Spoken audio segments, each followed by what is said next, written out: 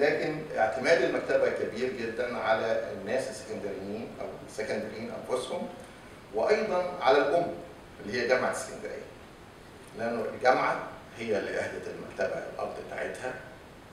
كل الناس تقريبا اللي بيشتغلوا في المكتبة خريجي هذه الجامعة.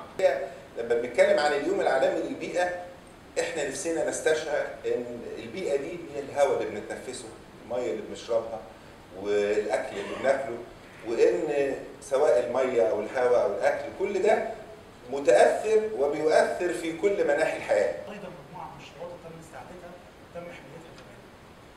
طبعا وزارة الري عن طريق هيئة حماية الشواطئ ومعهد بحوث الشواطئ اللي بيدعو معانا النهارده عشان برزنتيشن مهم جدا عن مجهودات الهيئة في حماية شواطئنا من الانتهاك البحر.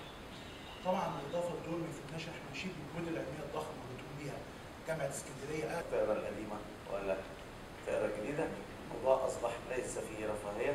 الدراسات الجاده لبحيره مريوط والارتفاع مستوى سطح البحر والريسايكلينج لكل الويست، وهل اللي احنا هننتجه النهارده من الويست كهرباء ضد البيئه ولا معاها السستينابيلتي بتاعت